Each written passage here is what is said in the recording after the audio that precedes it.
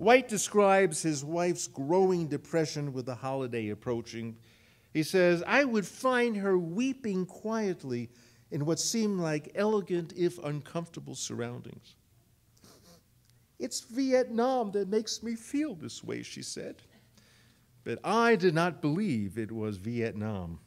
I knew her well enough in her December phase to know that it was something far deeper than Southeast Asia at work. And then E.B. White adds, "I was too busy to cry." But in the end, Christmas turned out all right.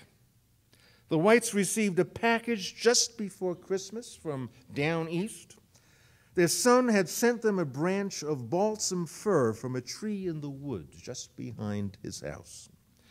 And a grandchild made a tiny red drum with tiny red drumsticks from bright red wrapping paper. Miraculously, the gifts survived the trip south. And there were photographs of the grandchildren, who, as E.B. White put it, tried to defeat the photographer. But Mrs. White exclaimed, "How marvelous." And there was a note explaining what everyone was doing, and that one of the grandchildren had to recite something in school called, "What Do Our Hearts Treasure?" And thus the title of White's essay, for it constitutes such a provocative question we neglect to consider far too often. White offers no definitive answer, perhaps because it's mired too deeply in emotion. But the essay renders a description of what obviously matters in E.B. White's heart. It would be far too simplistic to merely reduce his treasure to family, but it is family and the whole shooting match besides. What the heart treasures remains for the most part intangible, but we feel it most when it's rudely extracted from our regular routine ways of living. We then fall upon hope and love to see us through. I've always asked my children to help me out by providing me with a Christmas wish list. I ask them, "Oh, what do you want for Christmas?" I regret having phrased it that way. I wished I had asked, "What do your hearts treasure?" Well, they would have looked at me a little funny, I guess.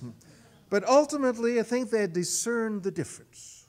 What a profound difference between what I want and what I treasure. But at least I'll be given another chance to pose the right questions and set the right examples for the grandchildren. That's why we have grandchildren. What little I knew raising their parents. But now, with accumulated wisdom and perfect grandchildren, the family will finally be saved and shot through with grace. Only a fool would attempt to articulate what our hearts treasure. But I feel foolish enough today to give it a try. Of course, from the lens through which I see the world, I tie our treasures to a deep religious conviction that in the last analysis, the way to create a society for which we yearn is through trust rather than coercion. Trust is what we treasure. A trust built on the premise that what human beings hold in common far exceeds that which separates us. Unleash this trust to better tolerate the small vices of our neighbors, knowing that the world will never be perfect. We treasure the generous spirit of the heart, a snapshot of which may simply be captured by people opening their doors and exposing decorative Christmas trees to the outside world, trusting that by adding a little beauty to the otherwise drab and mundane paths we travel, will inspire us to somehow imagine the whole world a little differently. In religious language, we call it hospitality. If you truly love the world and trust the common thread of humanity, then we can be gracious in welcoming the stranger. The great German expressionist artist Käthe Kollwitz, who had been persecuted by the Nazis by the time she died in 1942, put it this way. As she lay on her deathbed, with every reason to be bitter, she spoke these last words: "Greetings to my friends." But then, struggling for every breath, she amended herself, and she said, "No, no, greetings to all."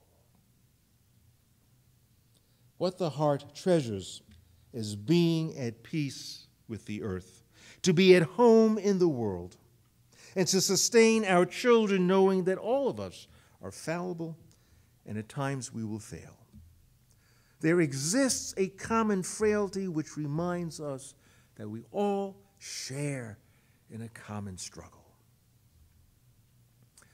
Pondering the aftermath of the unfathomable shootings in Newtown, Connecticut, wondering how the families, wondering how the townspeople can possibly go on, I remembered one of my favorite tragic stories that took place among 3 rabbis held in Auschwitz.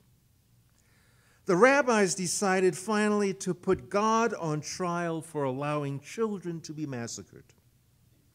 God was found guilty as charged.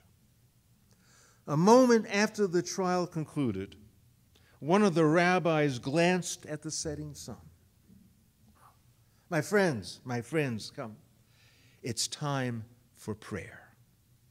And the 3 rabbis bowed their heads in prayer. Probably above everything else, the heart treasures hope. We could not go on without it. William Sloane Coffin helps us understand this when he writes, "It's hope that helps us keep the faith despite the evidence." Isn't that just a wonderful, wonderful thought? Hope helps us keep the faith despite the evidence. Only in doing so has the evidence any chance of changing. You see, hope has nothing to do with optimism. Its opposite is not pessimism, but despair. Hope criticizes what is. Hopelessness rationalizes it. Hope resists. Hopelessness adapts. Largely, our hearts treasure everything that sustains us: our family and friends, acts of unexpected kindness, an outpouring of generosity, a helping hand when feeling particularly vulnerable, the smile of a child that affirms the love that exists between the 2 of you is real. So E.B. White and his wife Catherine were severed from all that sustained them, forced to leave the harsh winter of Maine for the boringly warm climate of Florida. But then, as though touched by grace, the packages arrived containing everything that their hearts treasured. And at the end of the essay, we find Catherine, the one who had been sobbing throughout. We find her proclaiming a moment of splendor. The fragrant balsam fir filled their Florida abode, and she yelled, "It's everywhere! It's everywhere! Christmas tonight!"